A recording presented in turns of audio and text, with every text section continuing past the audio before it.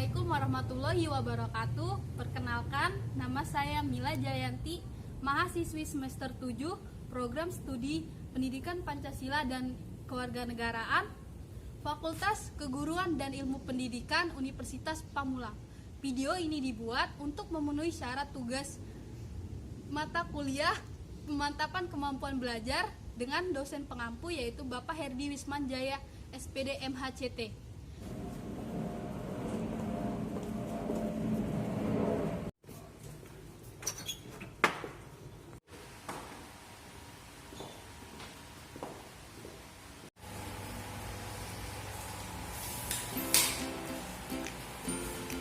Assalamualaikum warahmatullahi wabarakatuh.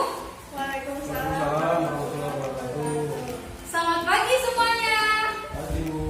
Pagi Bu. Bagaimana kabarnya hari ini? Alhamdulillah. Baik. Gimana? Udah siap mengikuti proses belajar mengajar? Ya, Masih semangat? masih. Oke, terima kasih. Gimana belajarnya? Enakan di sekolah atau di rumah? Di Sekolah. Iya, tentu. Soalnya kalau di rumah tidak dapat uang saku ya. Ya. Ya. Oke, sebelum kita memulai pelajaran hari ini, alangkah baiknya kita berdoa menurut kepercayaan dan agamanya masing-masing. Berdoa dimulai. Berdoa selesai. Terima kasih. Baik, Ibu mau absen dulu ya. Hari ini ada yang masuk? Ada Bu. Siapa? Dias. Dia kemana ya? Ada yang tahu? Sakit Bu. Sakit? Iya. Oke, mari kita doakan dia semoga cepat sembuh dan bisa beraktivitas seperti semula. Amin. Bu absen dulu ya. Nesya, Aden. Yogi, Adin. Aisyah. Oke, baik, terima kasih.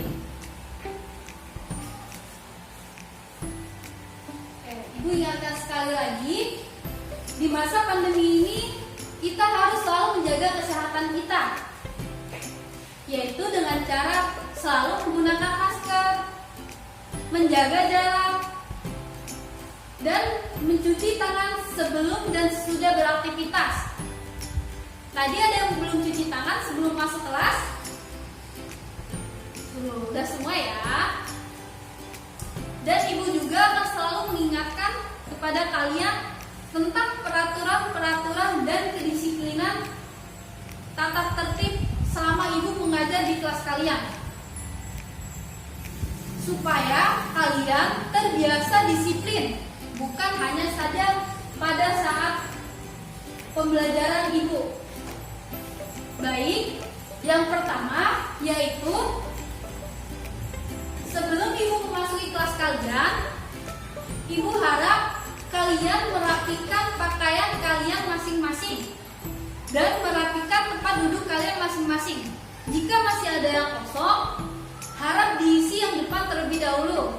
Nesya bisa maju terlebih dahulu ya. Oke, baik, terima kasih. Dan yang kedua, sebelum ibu memasuki kelas kalian, ibu harap kalian bisa membersihkan tempat duduk kalian masing-masing. Coba dicek bawah mejanya, bawah kursi masih ada sampah. Ada Bu. Itu Nesya bisa diambil dulu sampahnya. Ya Bu. Oke, baik. Terima kasih. Kenapa ibu selalu mengingatkan kalian tentang kedisiplinan atau kebersihan? Karena jika tempat duduk kalian atau lingkungan belajar kalian bersih, tentu kalian akan merasa lebih nyaman saat kegiatan proses belajar mengajar. Yang ketiga, yaitu di saat ibu menjelaskan materi di depan, dan di antara kalian mungkin ada yang merasa ibu terlalu cepat menjelaskan materi, atau mungkin suara ibu tidak terdengar dari belakang. Kalian bisa menunjuk tangan dari tempat duduk kalian masing-masing ya, guna mengingatkan ibu untuk mengulangi atau menjelaskannya mungkin lebih detail. Dan yang terakhir yaitu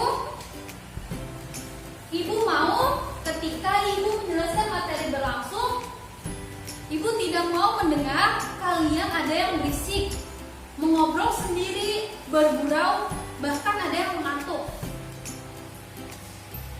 Kenapa begitu? Karena setelah ibu membahas materi, ibu ingin menanyakan kalian tentang materi yang sudah dibahas tadi. Dan yang bisa menjawab pun ibu akan memberi nilai plus. Jadi ibu sangat berharap pada kalian untuk benar-benar menyimak dan benar-benar dipahami. Kalian tidak perlu mencatat, cukup menyimak karena yang dijelaskan sudah terdapat di buku kalian. Oke, sampai sini bisa dipahamin? Baik, terima kasih. Adapun tujuan dan manfaat pembelajaran hari ini yaitu untuk menunjukkan rasa syukur terhadap Tuhan Yang Maha Esa atas terwujudannya pokok-pokok pikiran pembukaan undang-undang. Dan yang kedua yaitu menunjukkan sikap tanggung jawab dan kedisiplinan sebagai wujud pokok-pokok pikiran pembukaan Undang-Undang 1945. Baik, sebelum kita memasuki materi pokok pada hari ini, Ibu ingin menanyakan materi pertemuan sebelumnya. Ada yang masih ingat materi pertemuan sebelumnya? Masih, Bu. Ya, Desya? Ya, bagus. Yaitu makna-makna alinea pembukaan Undang-Undang Dasar 1945. Oke, Ibu ingin bertanya ya. Ayo, siapa yang masih ingat isi makna alinea pertama pada pembukaan dasar Undang-Undang Dasar 1945? Saya, Bu. Ya, Desya? Kemerdekaan merupakan hak bagi seluruh bangsa di Indonesia. Ya, bagus. Oke, Ibu ingin bertanya lagi ya. Yang kedua, coba sebutkan isi makna alinea kedua pada pembukaan Undang-Undang Dasar 1945. Saya, Bu. Ya. Menjelaskan bahwa kemerdekaan sebagai cita-cita bangsa dan merupakan perjuangan para pendahulu bangsa Indonesia. Ya, bagus sekali. Terima kasih ya sudah membantu Ibu untuk mengingat materi sebelumnya. Sekarang kita memasuki materi kita pada hari ini, yaitu tentang pokok-pokok pikiran pembukaan Undang-Undang Dasar 1945.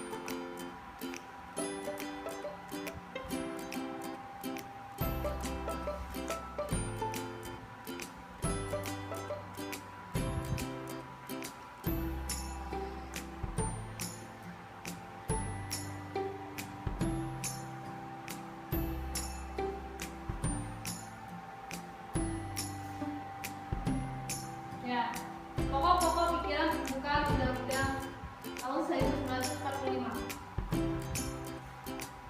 Kita ketahui bersama bahwa Undang-Undang Dasar 1945 merupakan landasan konstitusi negara Indonesia. Sebelum undang-undang terbentuk, Indonesia merumuskan dasar negara, yaitu Pancasila. Dan Pancasila juga merupakan ideologi dasar negara kita. Setelah Pancasila terbentuk, Indonesia menyusun konstitusi yang pertama, yaitu Undang-Undang Dasar 1945. Undang-Undang Dasar 1945 mempunyai 4 alinea, dan di setiap alinea memiliki makna-makna dan isi pikiran-pikiran yang sangat penting. Tidak kalah pentingnya pada isi alinea keempat. Pada isi alinea keempat terdapat rumusan dasar negara kita, yaitu Pancasila. Dan terdapat juga dari tujuan negara kita. Baik, sekarang mari kita kaji bersama pokok-pokok pikiran pembukaan Undang-Undang Dasar 1945, mulai dari alinea pertama, alinea kedua, alinea ketiga, dan alinea keempat, yang dijiwai oleh nilai-nilai Pancasila. Baik, mari kita kaji bersama pokok pikiran yang pertama sampai yang keempat. Pokok pikiran pertama yaitu pokok pikiran persatuan.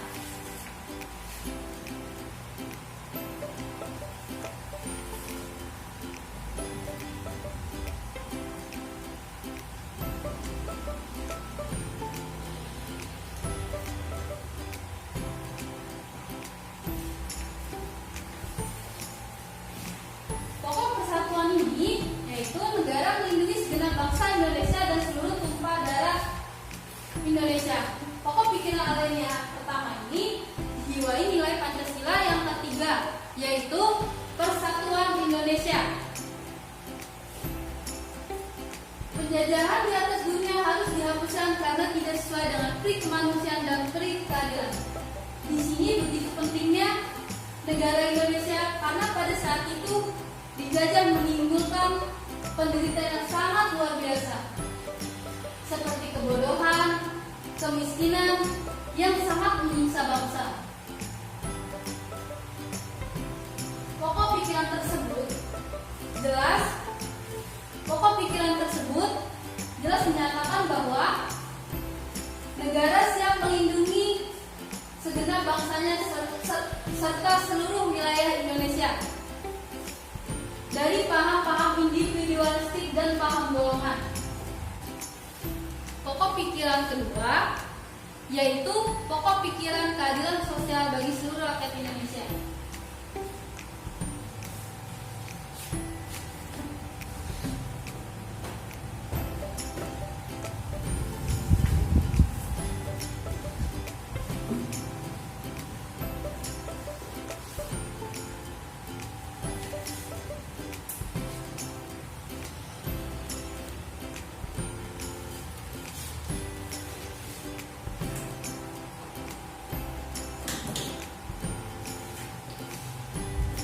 Pada pokok pikiran kedua ini, yaitu negara hendak mewujudkan keadilan sosial bagi seluruh rakyat Indonesia.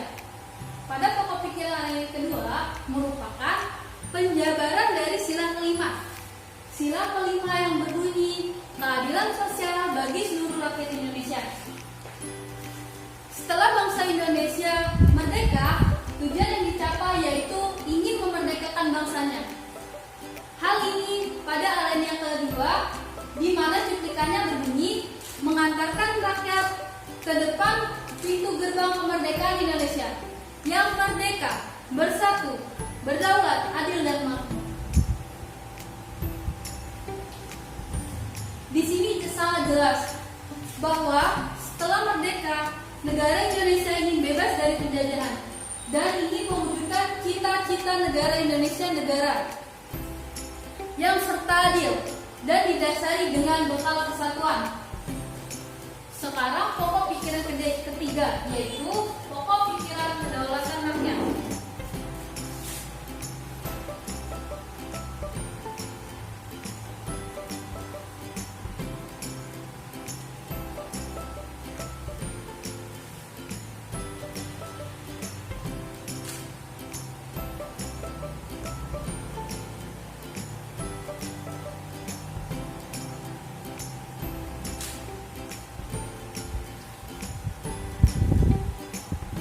Pikiran yang ketiga ini yaitu negara berkedaulatan rakyat berdasarkan kerakyatan dan permusyawaratan.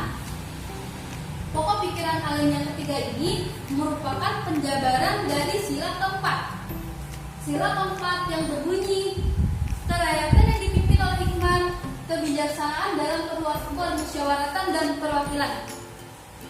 Baik, negara Indonesia adalah negara demokrasi. Rakyat sangat berperan penting dalam penentu kebijakan. tidak semata dipegang oleh satu orang.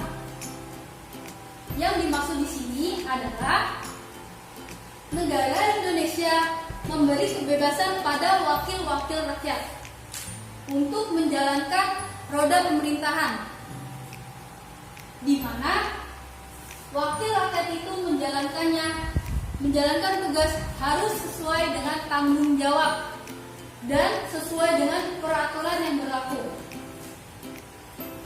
Salah satu wujud demokrasi di Indonesia yaitu dengan musyawarah. Dengan musyawarah mufakat menyelesaikan permasalahan yang ada. Dengan musyawarah, apabila musyawarah tidak dapat ditempuh, bisa menggunakan jalur voting atau yang disebut dengan pemungutan suara. Dan pokok pikiran pada alinea keempat atau yang terakhir yaitu pokok pikiran ketuhanan dan kemanusiaan.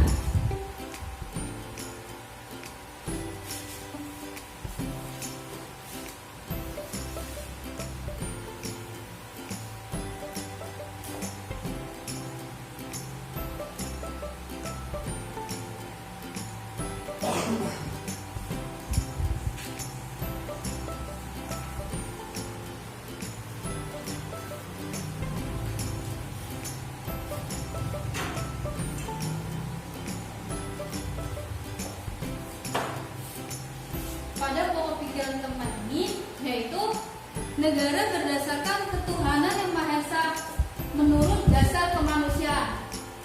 Pada pokok pikiran alinea keempat ini merupakan penjabaran dari sila yang pertama dan kedua. Pokok pikiran ini berarti bangsa Indonesia mengakui sebab pertama, yaitu Tuhan yang Maha Esa. Dengan ini pula ada jaminan bagi warga negara untuk memeluk agamanya masing-masing. Dan yang kedua yaitu kemanusiaan yang adil dan beradab. Berbicara kemanusiaan tentu sangat berkaitan dengan adanya HAM atau hak asasi manusia yang ada di Indonesia. HAM di Indonesia begitu dilindungi. Walaupun masih banyak pelanggaran HAM, namun negara berupaya melindungi warga negaranya. Salah satunya yaitu perlindungan hak asasi manusia, yakni mulai dari proses dari bayi kandungan sampai muncul ke dunia. Baik, apabila kita memperhatikan tentang pokok-pokok pikiran yang terkandung dalam pembukaan Undang-Undang Dasar 1945, itu adalah Pancasila sendiri. Oleh karena itu, pokok pikiran pembukaan Undang-Undang Dasar 1945 itu meliputi suasana kebatinan dari Undang-Undang Dasar 1945 serta mewujudkan cita-cita hukum yang menguasai dasar negara, baik tertulis maupun tidak tertulis. Dapat disimpulkan bahwa suasana kebatinan Undang-Undang Dasar 1945 adalah penjabaran dari nilai-nilai Pancasila. Baik, setelah itu menjelaskan materi tentang pokok-pokok pikiran pembukaan Undang-Undang Dasar 1945. Sampai sini kalian ada yang belum paham? Atau mungkin suara ibu kurang jelas? Ada yang mau bertanya? Sebelum kita melanjut materi berikutnya, mungkin ada yang mau bertanya? Nesya, ada yang mau ditanyakan? Tidak ada? Oke. Kalau tidak ada, ibu yang ingin bertanya ya. Ibu akan acak dan siapa yang bisa menjawab, ibu kasih poin plus. Pertanyaan yang pertama yaitu sebutkan contoh pengamalan dari pokok pikiran Undang-Undang alinea ketiga. Ya, Bu. Ya, Dengan mendukung mewujudkan sistem pemerintah yang ada di Indonesia. ya bagus sekali. yaitu dengan cara kita mendukung terwujudnya sistem pemerintahan yang ada di Indonesia. Oke, terima kasih. Pertanyaan kedua, yaitu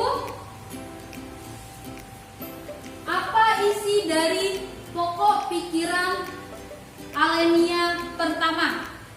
Saya, Bu. Ya, Negara melindungi segenap bangsa dan tumpah darah Indonesia. ya bagus sekali. Terima kasih ya yang sudah membantu menjawab. Dan pertanyaan yang terakhir, ayo yang bisa Ibu kasih poin plus ya. Yang ketiga yaitu sebutkan contoh pada pikiran kedaulatan rakyat. Contohnya ya, contoh pikiran kedaulatan rakyat. Saya, Bu. Ya, Yang pertama, melakukan peraturan atau norma yang berlaku. Yang kedua, menaati peraturan atau undang-undang yang berlaku. ya bagus sekali.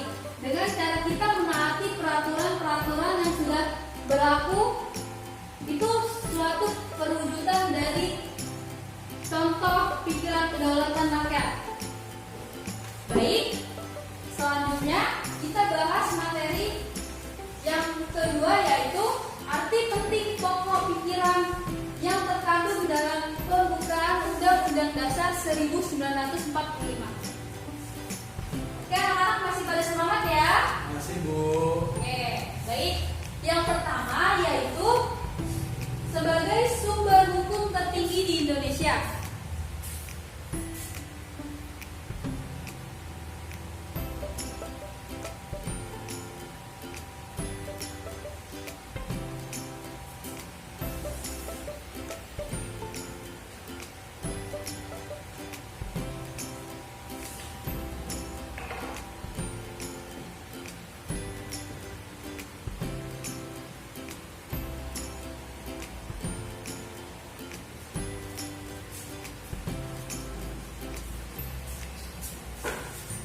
Sebagai sumber hukum tertinggi di Indonesia, tidak boleh bertentangan dengan pokok-pokok yang terkandung dalam pembukaan Undang-Undang Dasar 1945.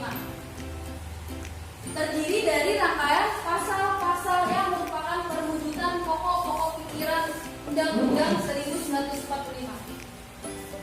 Seluruh peraturan yang ada di wilayah Indonesia sejak ditetapkannya pada tanggal 18 Agustus 1945 telah memenuhi syarat sebagai suatu tertib hukum tertinggi, yang artinya menjadi sumber dari dasar seluruh peraturan perundang-undangan. Yang kedua yaitu sebagai falsafah negara.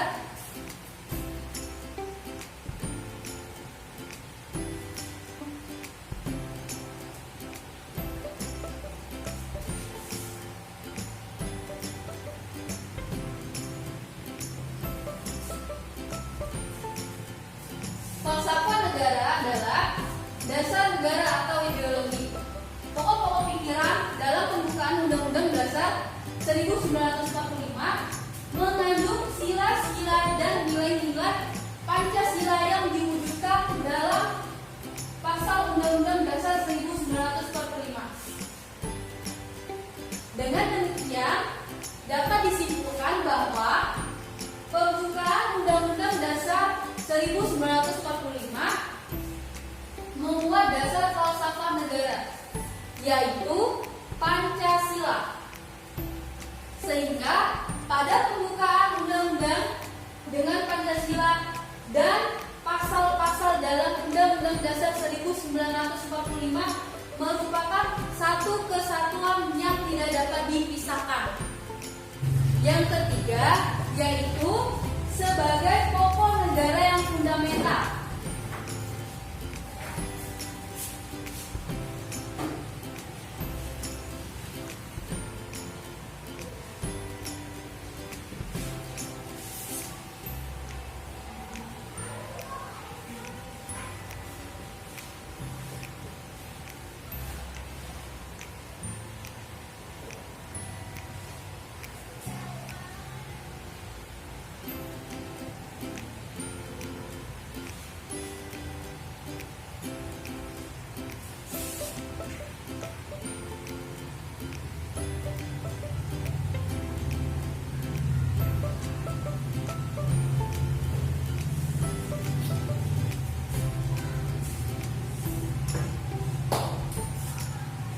Pembukaan Undang-Undang Dasar 1945 merupakan pokok-pokok kaidah negara yang fundamental.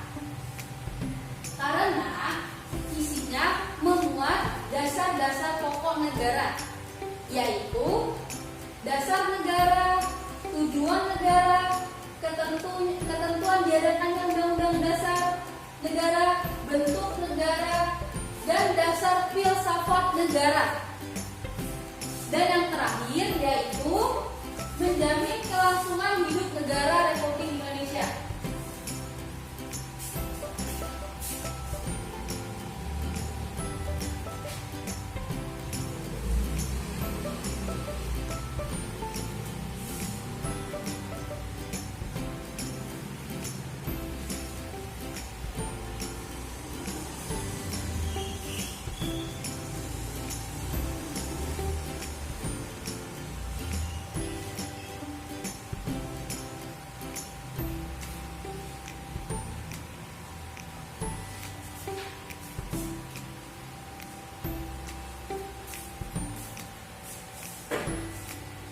Pokok-pokok pikiran pembukaan Undang-Undang Dasar 1945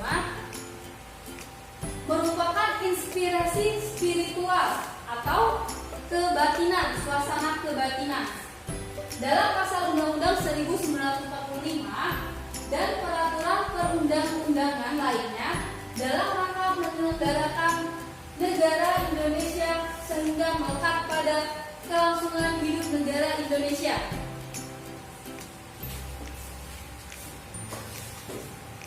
Baik, setelah Ibu menjelaskan tentang materi pokok-pokok pikiran pembukaan undang-undang dan arti penting pokok pikiran pembukaan undang-undang, sampai sini masih ada yang belum paham? Ya baik, apa? Tentang falsafah negara Bu Yogi belum paham. Ya baik, sepertinya Yogi tadi kurang menyimak ya. Oke, baik, dijelaskan lagi. Jadi yang disebut dengan falsafah negara itu adalah dasar negara atau bisa disebut juga dengan ideologi negara. Apa sih ideologi negara kita?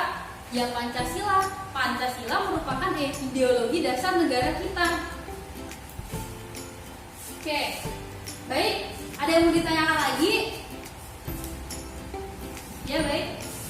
Kalau yang dimaksud dengan hukum tertulis dan tidak tertulis itu apa ya Bu?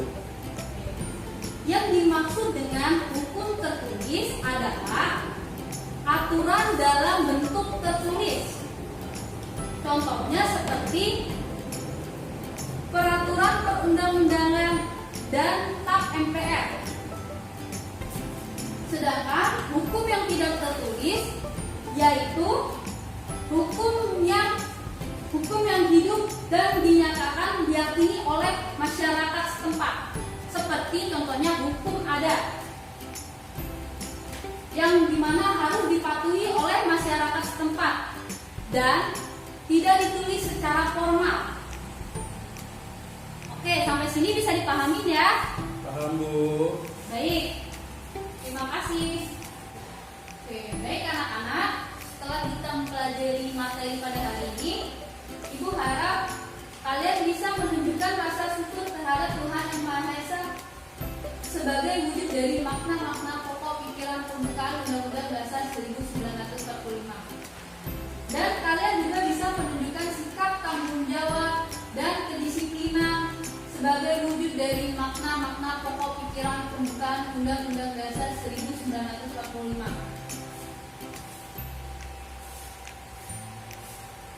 Oke, baik anak-anak. Kalian bisa membaca lagi materi di rumah ya. Sebelum materi Ibu akhiri, Ibu mau memberi tugas kalian, tugas mandiri pada halaman 24 LKS. Kalian bisa mengerjakan di rumah dan dikumpulkan pada pertemuan berikutnya. Jadi di saat pertemuan berikutnya, Ibu tidak mau ada yang belum mengerjakan tugas mandiri.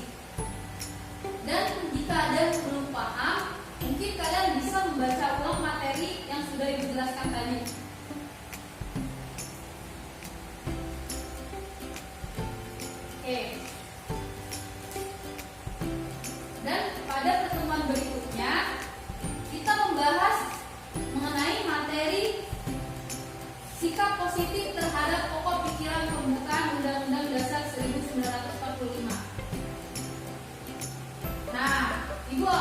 juga akan menugaskan kalian.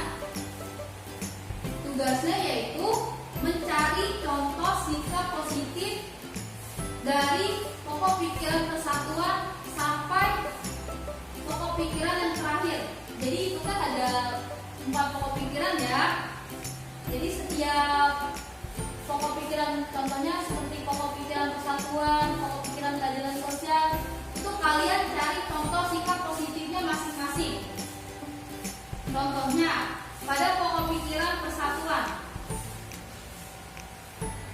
di lingkungan keluarga, contohnya dengan kalian hidup rukun dengan saudara, itu adalah contoh pokok pikiran persatuan yang terkandung di dalam keluarga.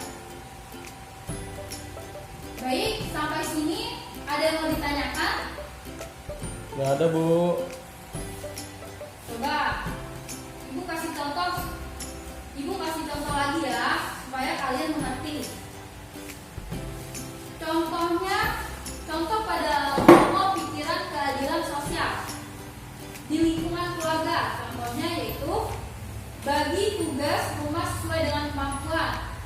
Misalnya kalian mempunyai adik, nah kalian bisa membagi tugas kalian saat di rumah. Contohnya, kamu mengepel, lalu adikmu menyapu. Nah, itu adalah salah satu contoh pokok pikiran keadilan sosial di lingkungan keluarga. Oke, baik. Ibu di saat pertemuan berikutnya, Ibu akan menanyakan satu persatu dari kalian untuk memberi contoh dari sikap positif pada pembukaan Undang-Undang Dasar 1945. Oke, sampai sini ada yang mau ditanyakan? Gak ada, Bu. Udah paham. Alhamdulillah ya.